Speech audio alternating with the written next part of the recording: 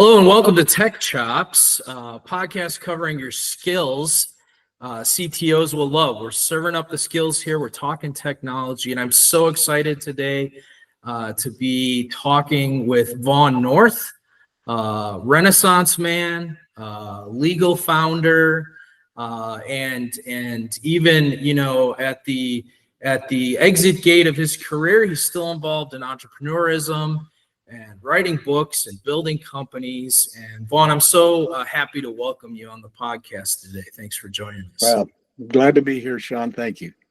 Yeah.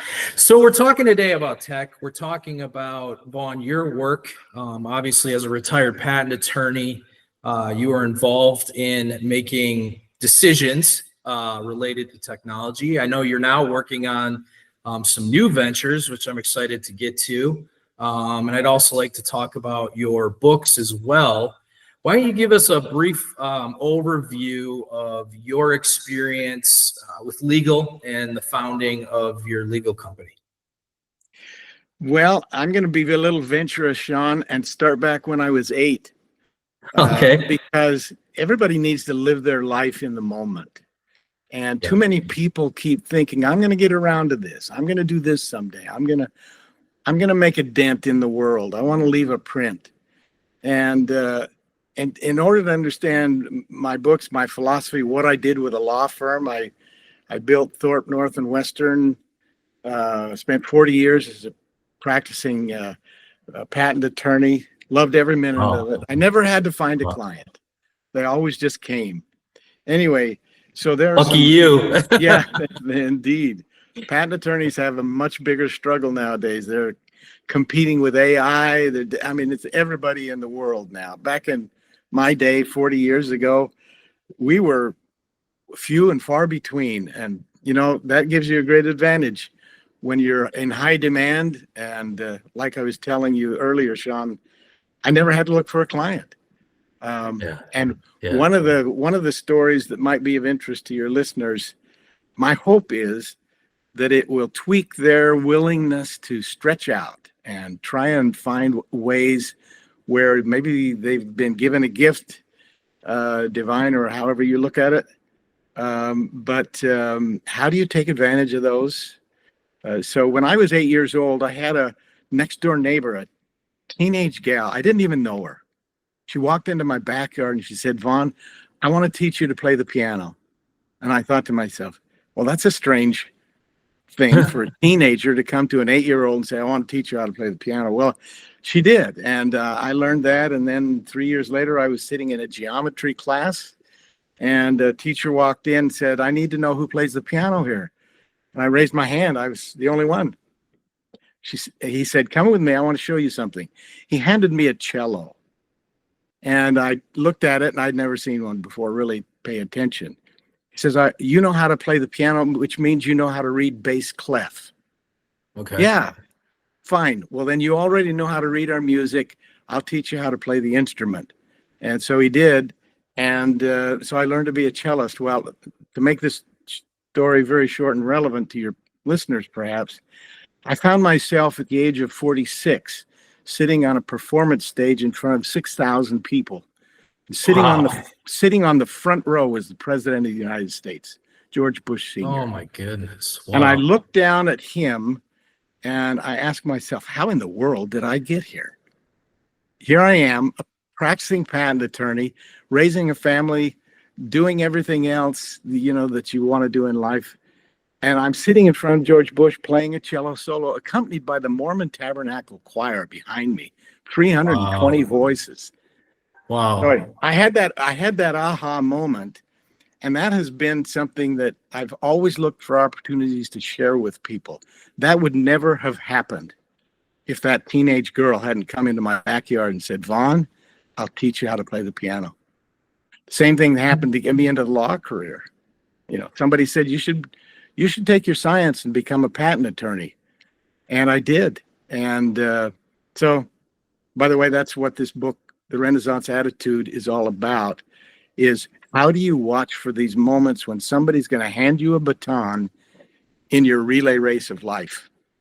And that's great. And I want to get into the book a little bit because I think what you just discussed there is you met someone, they presented a new idea to you.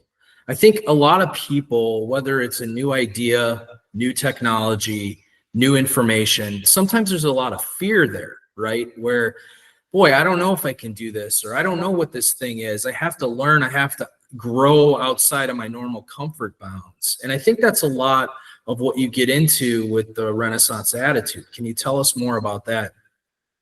Well, I appreciate your perspective on that, Sean. That goes to your credit. Yeah, the Renaissance attitude is a way you look at life, not as I'm going to specialize in something. You know, today's technology almost demands that you become almost a genius. Yeah. When you need to know so much, how do you live your life? How do you spread it around so that you have lots of experience? And indeed, that's kind of what this Renaissance attitude book is. I can give you more details if you want. Yeah, tell the folks about the book, where we can get it, where we can do more research on it. Well, you know, I keep it by my desk here because the cover is a little strange. That cover, can you see that okay? Yeah, it's perfect. Yeah, that cover shows a runner down here, and he's receiving what looks like a stick, a key, or a baton. And when I wrote this book, the publisher said, I need to have a cover page. So I said, well, my life is just a series of 100 events, starting from the age of 8 up until 80. When you walked in and said, we want you to write a book on your life. Those are all batons. That baton was handed to me to get into law practice. I had a technical background in chemistry and physics. I taken courses in when I was in the military in electronics, computer, built my own color television back in 1970. Wow. And so the whole concept of the Renaissance attitude, and by the way, the person handing the Renaissance baton, actually, I didn't think of this. That when they published this book, they said, you look like you've been literally divinely guided through your life. I said, well, that's my message.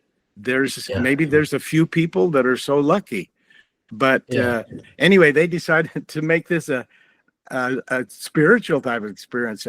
That's the only way I could describe it, having lived 100 of these events in my life. So that book is a fun one. I would encourage anyone who is feeling like they've been suppressed a little bit in their scope of activities, work, relationships, whatever, to reach out and to take the baton. If nothing else, to at least find out if there's a gift inside of you that's waiting to be awakened. And I love that. I love that. And this book's available on Amazon, right? Folks can get it on Amazon. Yeah. And it's in audio version. If for some people, I've had a lot of people call me up and say, Vaughn, I just love listening to your voice. I don't know. There's something about it that says you know what you're talking about from experience. And I'm not a salesman. I'm not selling a pitch on anything. What I want to do is help people to realize that life is so full of opportunity, but we walk by it. We don't even see it. And often it's being shoved at our face and we don't take time to learn. So, take a moment, grab the baton, see what it is inside of you. And if it resonates, if there's something that says, hey, look at me, I'm going to be part of your life, give it a shot. I love that. I love this conversation, and I want to transition just a little bit here, Vaughn, and thanks for kind of giving us a primer on the Renaissance attitude. I think that's important, and I want to kind of apply it to AI. AI is an advanced technology. We are very much in an AI arms race here in America against other countries as we improve our technology. And AI is doing more and more. I know just this morning, I woke up, AI read my inbox, all my emails, and put right in front of me what's priority, what's most important. But I think there's a lot of fear around AI. We all fear what we don't understand. And that's where the education piece comes in. How might like a Renaissance attitude apply to an emerging technology like AI? Well, I can speak from experience of how intimidating it is. I've written patents on software, helped to write a patent on a gyroscope that was launched into space back in 1983. And everything had so much new perspective, it was hard to figure out, well, where do I relate to this new technology? What is it I'm supposed to learn or benefit from? And I'm in an AI dilemma myself. At the age of 80, I don't have the benefit of growing up as a teenager with with an iPhone in my left hand and something in my right hand that's figuring out everything I can do and don't have to do anything because it'll do it all for me. Yeah, well, Sam Altman, the founder of OpenAI, said, every kid born today will not know a world without AI, will not know a world where that phone in their hand does everything for them. It's very interesting. Yeah, and it's intimidating too. And I have to say, I appreciate people like you who are willing to jump in and give people a helping hand. How do you protect yourself? How do you better understand the options that this new technology can offer? I'm a babe in the woods on this. I can write books and I can write patents. I can perform on a stage in Carnegie Hall or whatever you need. But don't ask me to figure out how to deal with AI in every aspect of my life because it's all been put together and right now it tends to confuse me if anything else. Yeah. So how did you deal with that? It's an interesting question, right? Like, how did you deal with that? I know back in your law firm days, pre-retirement, you would have been evaluating maybe technology, maybe software and hardware, maybe a service to help the firm out.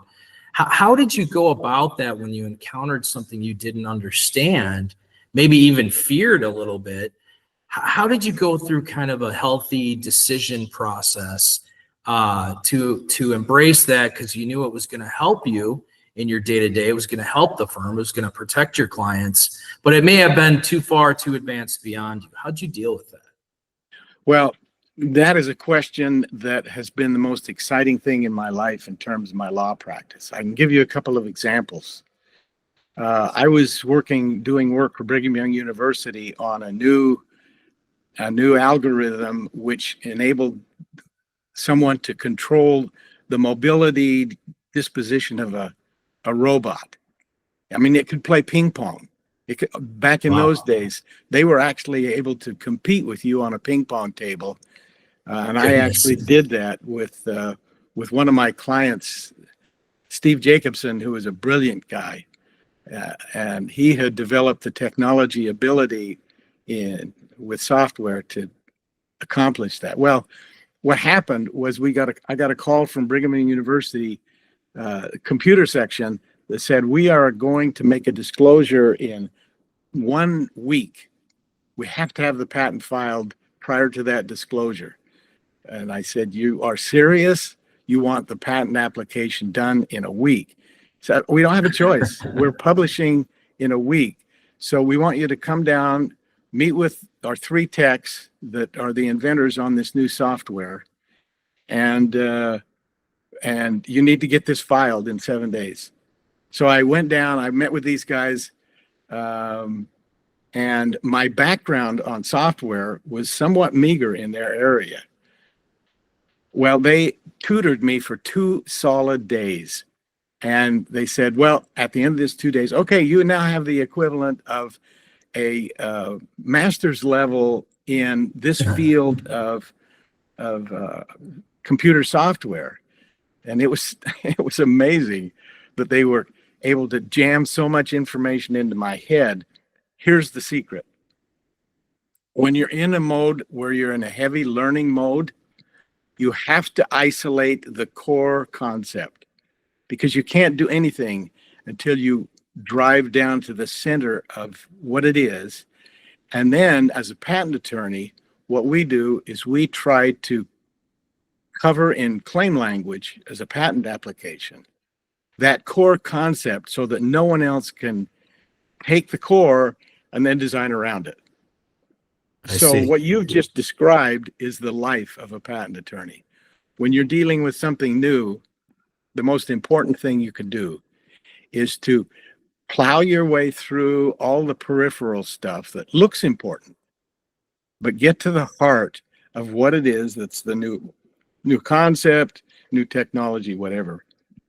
And I was able Yeah. to get that patent filed in that amount of time by doing that technique. Wow.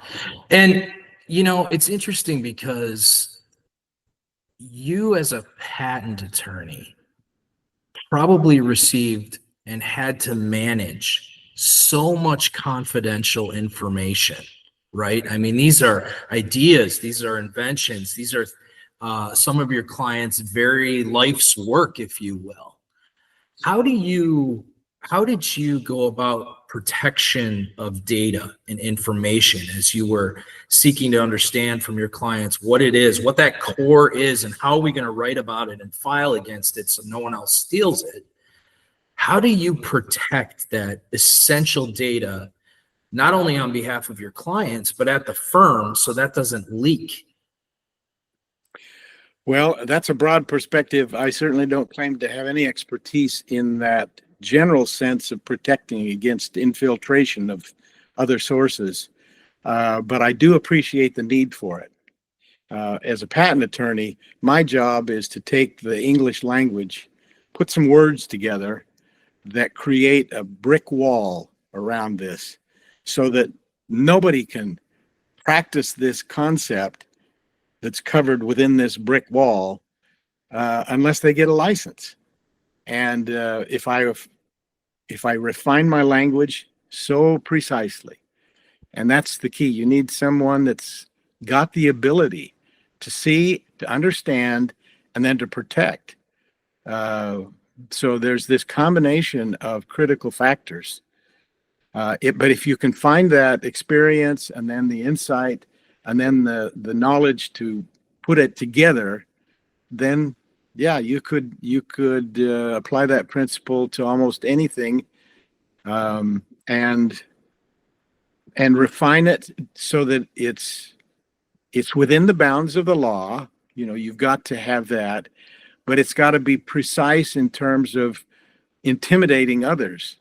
If they Yeah. know you've got what you've got, then there's no sense in them trying to get around it or get through it to compromise your IP, to compromise your data sources, whatever that may be. But you have to build the perimeter of protection, the wall that's Yeah. going to shield your important information. Yeah, and I work in cybersecurity, as you know, and often I get practices, and we work with a lot of attorneys, a lot of firms, and often we have to sit down and kind of paint scenarios, right?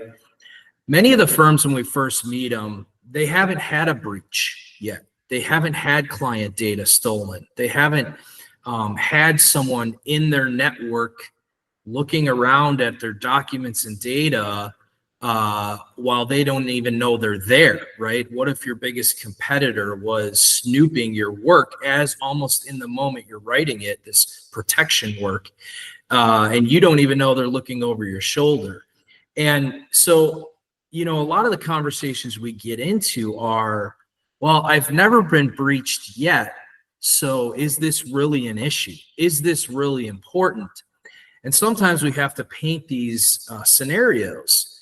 I have clipped literal news articles off of blogs and emailed them to prospects and said, look what happened to MGM Grand a few short years ago. And what if that was your firm? Can you see yourself in this situation where your competition or people who are not on your team, not on your side, are peeking over your shoulder, digitally speaking, of course, And what would that mean if while you're writing these patents, doing all this hard work to protect your client, their competition's a fly on the wall in the room? I mean, that's a pretty challenging scenario, wouldn't you think? Yeah, it's terrifying. Yeah. Yeah, I lived in a day when we didn't have to worry so much about that fear. I would sit in my office and it was just me and my computer, and I was massaging a patent claim, picking just the right word, just the right concept, and I didn't have to worry about somebody looking over my shoulder. I didn't even have access for anybody else to get into my computer. Yeah. So, yeah, those were the days. I'm sorry. Those are long gone. But now, even now, Vaughn, I know you're involved in building companies today, and obviously you've written other work, and you have that entrepreneurial spirit within you that I don't think will ever leave you. Probably not. But, this is something that we deal with now, especially as a service provider to startup companies, to law firms, to small businesses in North America. We have to provide a level of protection against competition and against threats. I mean, data theft and cybercrime, as we call them, is a multi-billion-dollar industry. Tens of billions of dollars are stole from cyber criminals, and most of that comes out of small business. I received a letter the other day in the mail, believe it or not, that was from a company that I had signed up years ago for, and I forgot I had the account. Thankfully, I had closed the account, but because my name was listed as an account holder, they had sent me a letter and said, hey, we had this breach. Here's what we think's been effective. Here's the publicly identifiable information that probably leaked. And we are offering you a year free of this protection service, which probably costs the company hundreds of thousands of dollars. But, this is in our world now. This is how we have to conduct business now with this mindset. And it's like, how do we think about that? And how do we make informed decisions based upon our new reality? I think about Renaissance attitude. Like, we've got this new world we live in. What do we do? Well, I don't have answers to those questions because that's not my depth of background, but I do appreciate your dilemma. And I think there's a logical sequence that anybody would think through, and they would say, who are my trusted sources? Where can I turn to work with someone that I don't have to wake up in the middle of the night and think, yeah, I wonder if they did something that's going to hurt me. Yeah. So finding trusted sources is always the key, I believe, to getting good service from someone. And then you've got to find somebody that has the access to the information that's necessary to do the job. A good attitude is only as good as the information behind it is accurate. And so I would assume that somebody in that situation is going to need to determine where the trustworthy people are, what their source of reliability is, are they staying current with issues that are now changing every day by the minute, and how can they establish a good relationship that they can grow into? Because that partnership of having somebody that's got your back, that can grow with you as you grow, that's such a valuable resource. So I don't know how to, in simplistic terms, describe it more general than that. Well, I appreciate what you said, right? The trust, the relationship, right? As advanced as technology gets, and as AI does more and more for us, it's still about those relationships that we can put trust into. Everybody's got a guy for something, and they have that person because they need them. They need that trust. They need that relationship.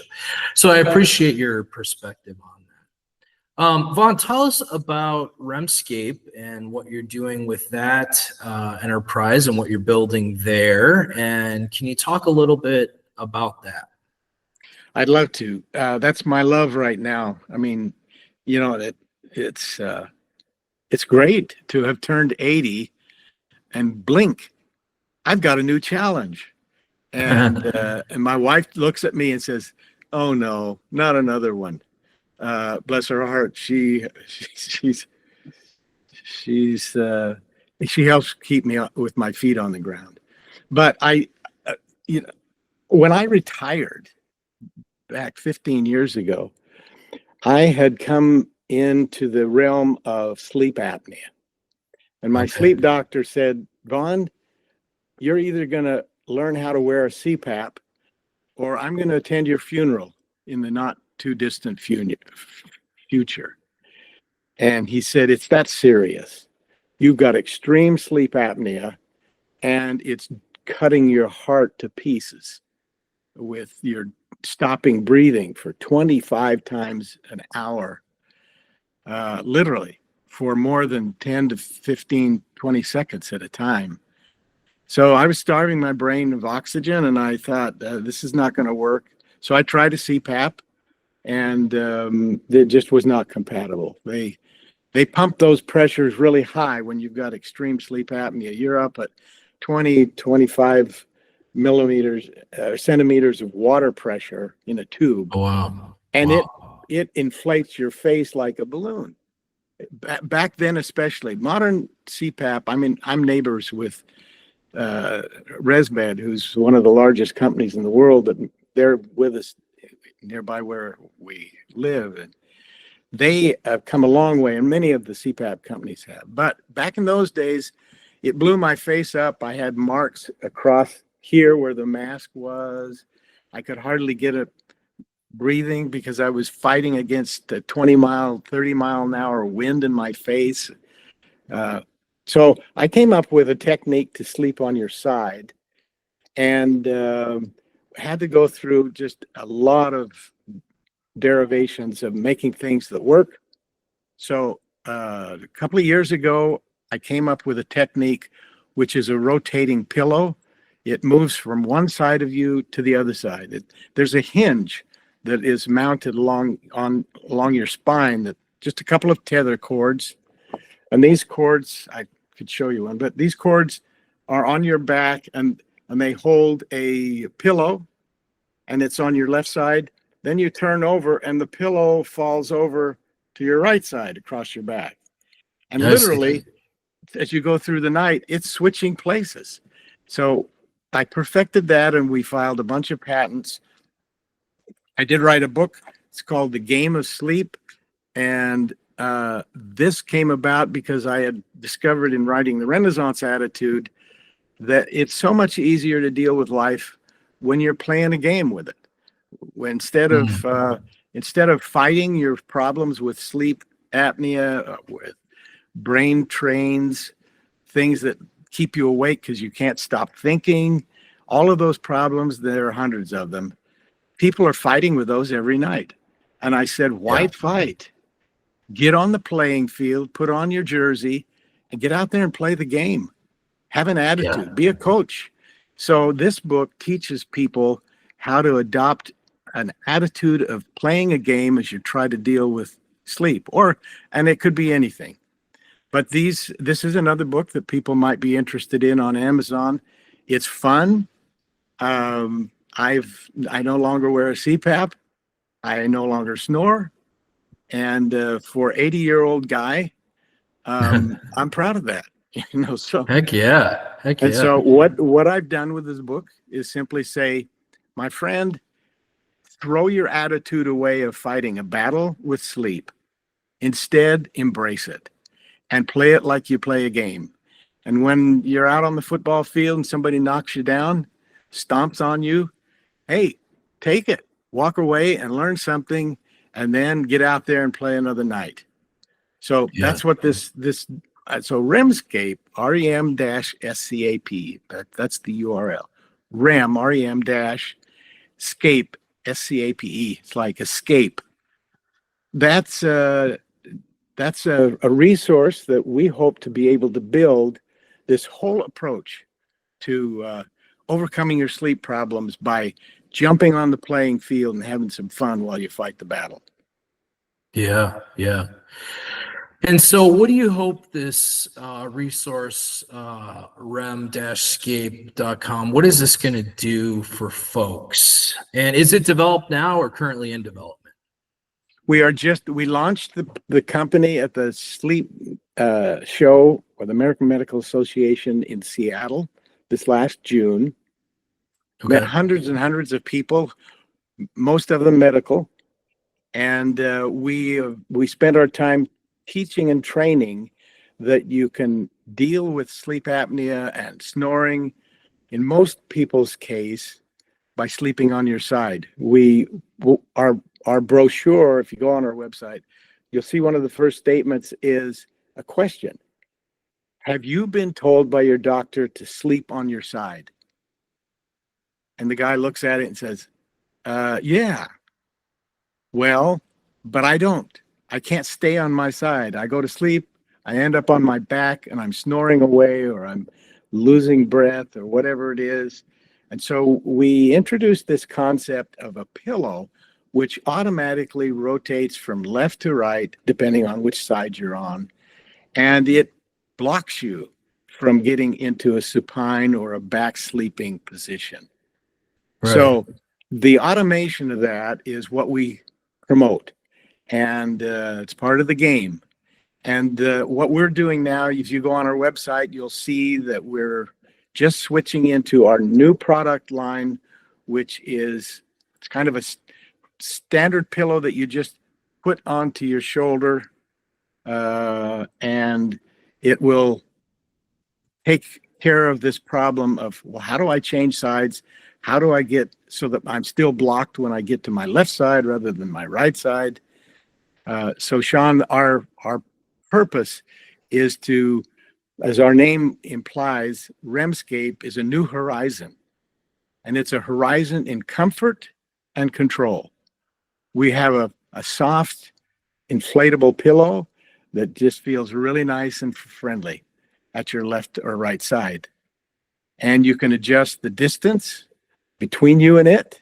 If you don't like to feel anything, you can just let it get about a half inch away and it's there to block, but you don't feel it. Or it also has comfort. So comfort and control, that's our game plan. The comfort comes from the nature of our pillow, soft and friendly.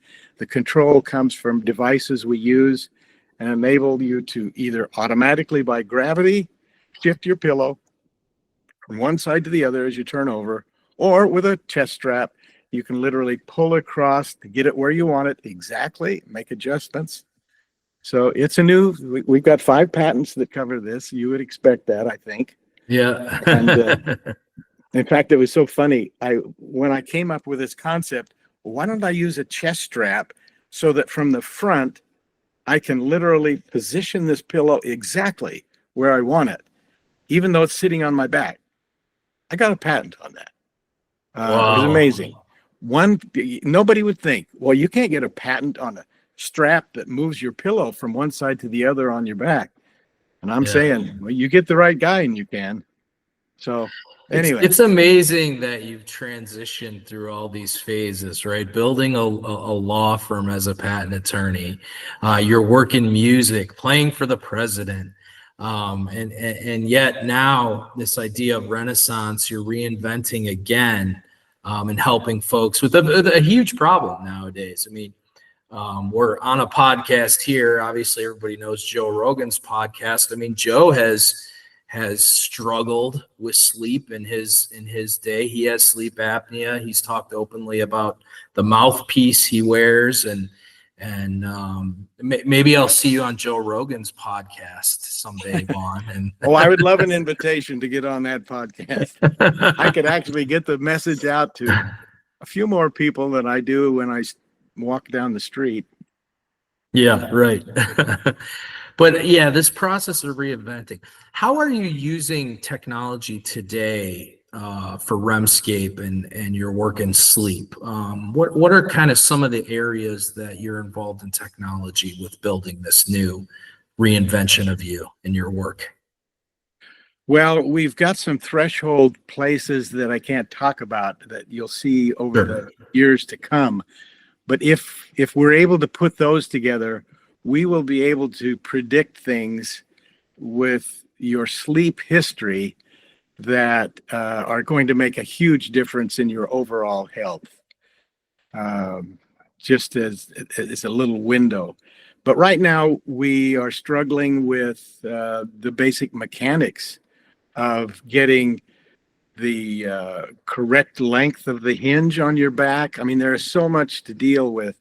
How readily it falls in place.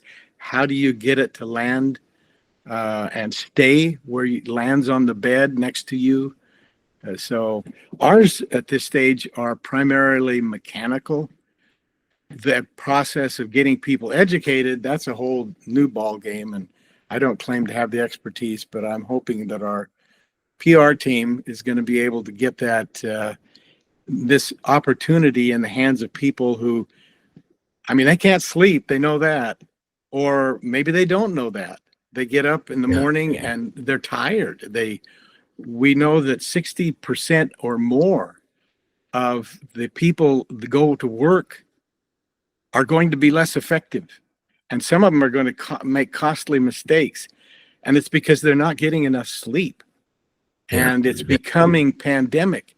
And my goal in my little Rem-Scape world is to help people escape the trenches of being locked into habits and bad practices, whether it's what they eat or lack of exercise or not getting enough sun exposure that disrupts your circadian rhythm.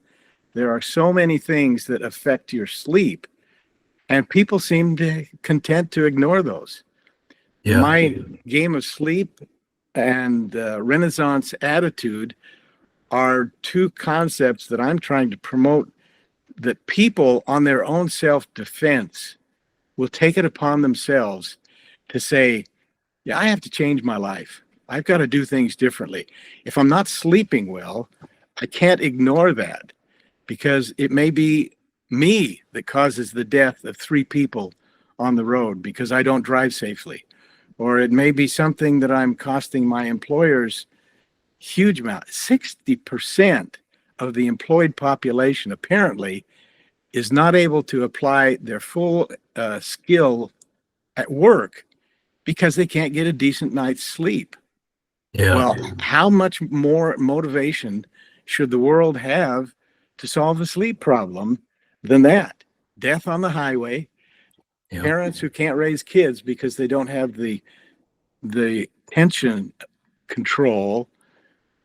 There are so many things that lack of sleep literally destroys in your life. So we are on a big agenda, trying to help people through comfort and control get their sleep in a position where they can be happy and wake up in the morning, go out and face the sun, get a good dose of sunlight at sunrise, and then kick your day off with a good circadian rhythm charge, and then do what you do during the day. Quit arguing with people. Don't fight with people and destroy your night's sleep by emotions. Don't get psyched on the highway because somebody cut you off. It's not worth destroying your sleep just because somebody's rude. And by all means, get your diet in shape and get some exercise so your body wants to sleep. I have a grandson. I won't tell you his name. He is the sweetest kid. He's one of the sharpest brains in the world of Amazon, right at the cutting edge of their technology.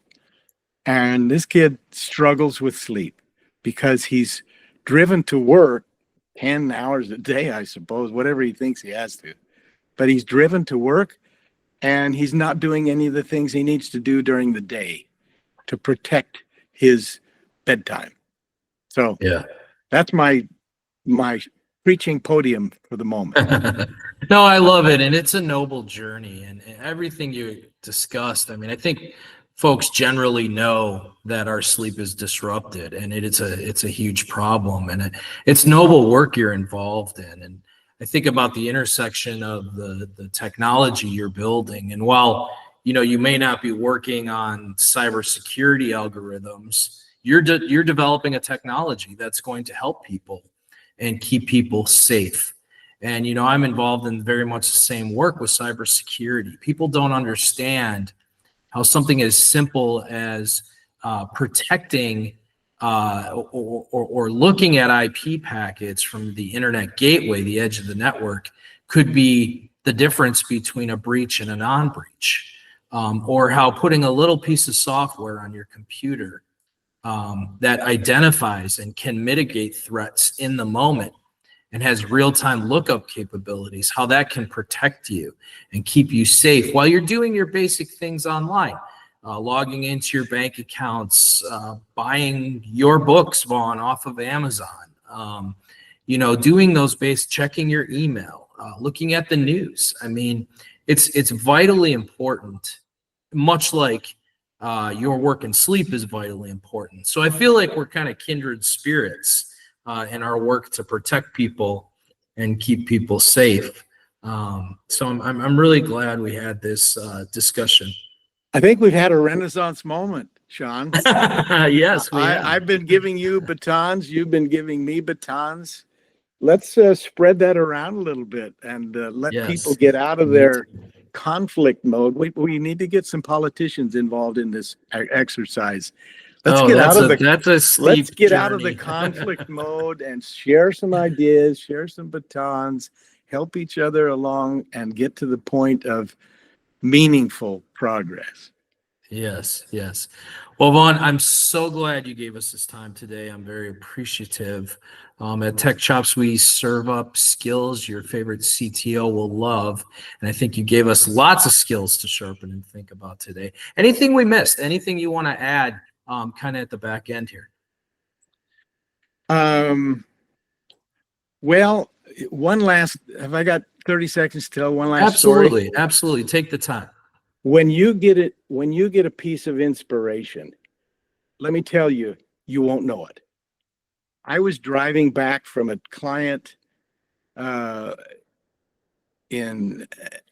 I heard a radio announcement. The radio announcement said, if you think you're the busiest man, you need to submit a 100-word essay to 7-Eleven Southland Corporation and tell us why. I happened to be very busy at the time, raising 5 kids with my wife, having community projects going on all over the place. In fact, using the Osmond brothers as performers on my community event, believe it or not, and running the Exchange Club, running the Heart Association, all this stuff. And I said, yeah, you're a pretty busy guy. Don't waste your time because nobody's going to know you're submitting a 100-word essay. I got home, I started writing the essay. Something inside said, do this, Vaughn. And it was such a subtle voice. I could have ignored it. It wasn't that it said, do it. It was just a thought that said, 100-word essay, 100-word essay. That was it. So I did. I wrote the essay. My wife chided me. She says, you don't have time to do that. She says, I know. 3 months later, I got a phone call, Sean. He said, hi, this is so-and-so, an attorney representing Southland Corporation from Dallas, Texas. I'm calling because you submitted a 100-word essay a couple of months ago. Oh, yeah, I said, I did. He said, well, you didn't win. I said, well, thank you for that information. But he says, you came in second place. Oh, wow. And we're going to put out a press release today. I need to let you know that and get your permission. We're naming you as the second busiest man in the country. And because of what you wrote, we're going to also label you as a Renaissance man because you described your life and you're into everything: inventing, music, performance, community service, raising a family, on and on and on. You're just dabbling in everything there is, from technology to writing books and starting companies. We're naming you officially a Renaissance man. And I said, Wow. well, thank you very much for whatever that's worth. And then 3 days later, I got a phone call, and this is where we'll finish this story. I got a phone call from a guy that I had worked with 25 years before, no contact since. And he said, is this the Vaughn North I used to work with? I said, yeah, it is. He says, well, what in the world have you done to become the second busiest guy? And I told him a little bit about it. And he said, well, it looks like you're still in running a patent law firm.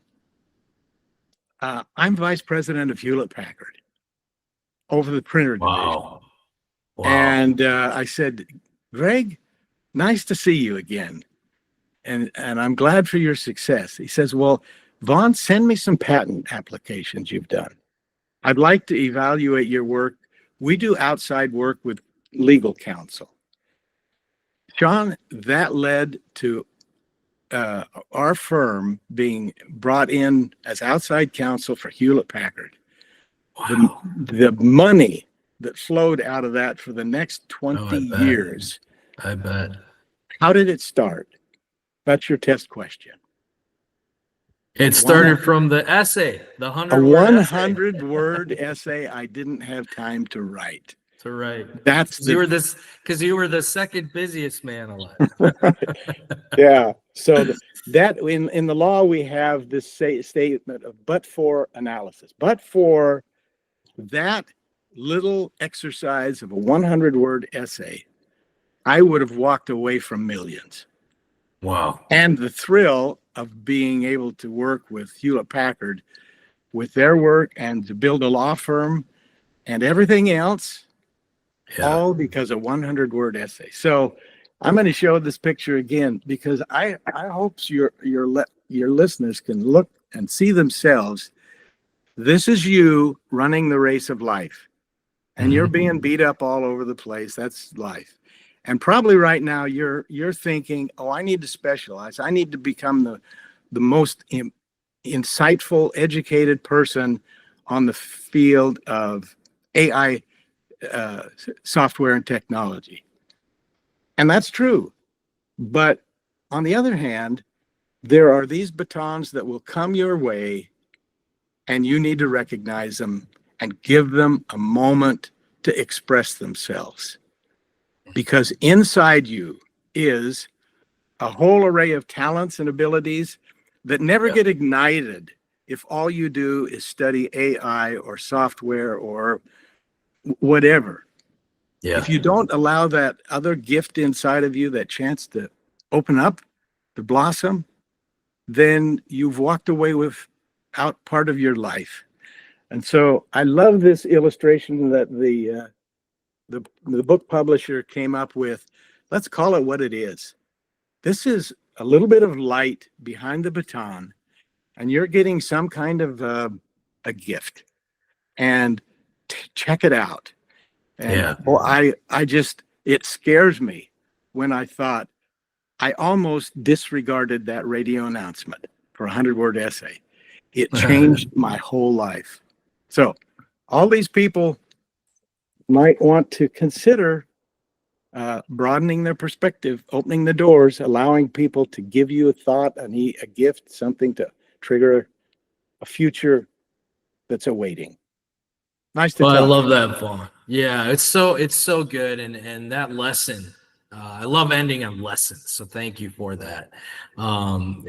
Just put a stake in the ground, and I love that baton imagery that you've created, and I love your work. Thank you for your life and building into us and our listeners here at Tech Chops. And it was a great discussion. I want to remind our viewers at home that Tech Chops is sponsored by Proper Access. If you need help with your professional IT, cybersecurity, advanced AI, algorithmic work, domains, web, internet, Proper Access is the place to be. You can find them at ChoppsTech.com on the web or on all the social media channels at Proper Access. Vaughn, thanks so much for being with us today. I look forward to see what Rem-Scape becomes and what the future for you is. Well, I appreciate your interest and I wish you the best.